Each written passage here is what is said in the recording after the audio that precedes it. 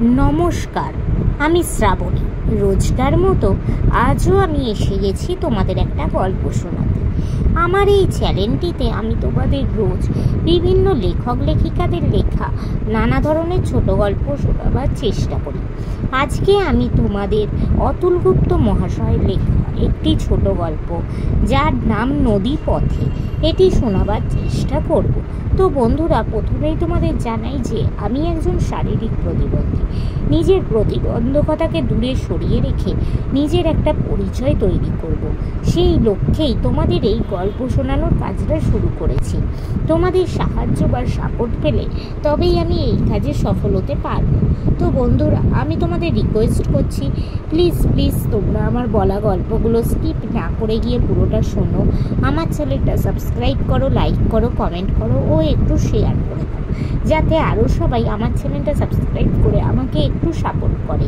আর এখনও অবধি যারা যারা আমার চ্যানেলটা সাবস্ক্রাইব করেছো তাদেরকে অনেক অনেক ধন্যবাদ জানালাম। তো চলো তোমাদের আজকের গল্পটা শোনাই। নদী পথে, অতুল গুপ্ত মহাশয়ের লেখা। গৌহাটি থেকে রওনা হতে বেলা বাজলো 11টা। প্রায় 2টোরও পর পর্যন্ত ডাইনে পাহাড়ের সার চলছে, নদীর পাড় ঘেঁষে নিবিড় বনে ঢাকা পাহাড়। হঠাৎ মাঝে মাঝে এক একটা পাহাড়ে খানিকটা অনাবৃত কালো পাথরের গোড়া, প্রকাণ্ড ঐরাবতের পাশের মতো। একসার পাহাড়ের পিছনে আরও একসার, তারপর আবারও একসার, দূরে দূরে আরও সব সারের মাথা দেখা যাচ্ছে, অতি পাতলা নীল ওড়নার মতো ফিকে নীল কুয়াশায় ঢাকা। এক জায়গায় একটা পাহাড় তার সঙ্গীদের ছেড়ে আড়াআড়ি সোজা চলে এসেছে জলের মধ্যে, নদীর সঙ্গে পরিচয় নিবিড় করতে। উল্টো দিকের পাড় একটা চরের জিহ্বা অনেকটা দূর নদীর মধ্যে এগিয়ে গিয়েছে।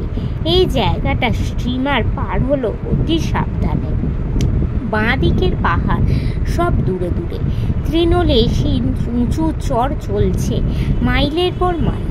ব্রহ্মপুত্রের তরঙ্গ লঞ্ছনা পাশে আঁকা, অনুজ্জ্বল রৌদ্রে মনে হচ্ছে যেন চুনারি পাথরে তৈরি।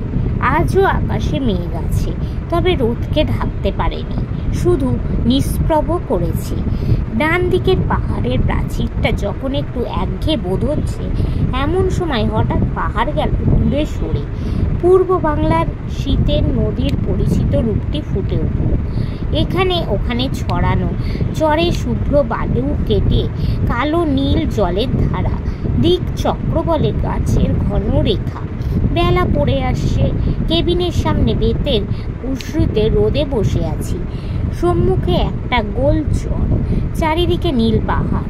যারা ছিল নদীর পাশে, বাঁক ঘুরে মনে হচ্ছে তারা যেন নদীর মাছ থেকে উঠেছে।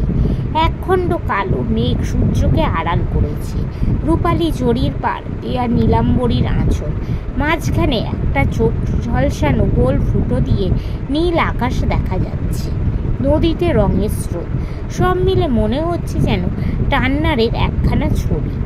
একটা চরের ওপারে নদীর মধ্যে সূর্য অস্ত গেল।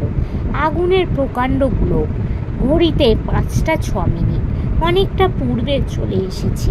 শুক্রবার দিন সূর্যাস্তের সময় ঘড়িতে ছিল 5টা 15 মিনিট। তবে আমার এই হাত ঘড়িকে বৈজ্ঞানিক পর্যবেক্ষণের ভিত্তি করা চলে না। ওর 3 দিনের গতিবিধির ফল অনেক সময় চমকপ্রদ। স্তব্ধ ব্রহ্মপুত্রের ওপর সন্ধ্যা নেমে এলো। পূর্বে প্রতিপদের সোনালি চাঁদ, পশ্চিম আকাশে বৃহস্পতি জলজল করছে। তো বন্ধুরা, আজকের এই গল্পটা এখানেই শেষ হলো। তোমাদের যদি ভালো লাগে প্লিজ লাইক করো, আমার চ্যানেলটা সাবস্ক্রাইব করো ও শেয়ার করো। আজকের মতো আমি ছুটলাম। আবার আমি কাল চেষ্টা করব তোমাদের অন্য কোনো লেখক বা লেখিকার লেখা অন্য কোনো ছোট গল্প শোনাবো। আজকের মতো টাটা।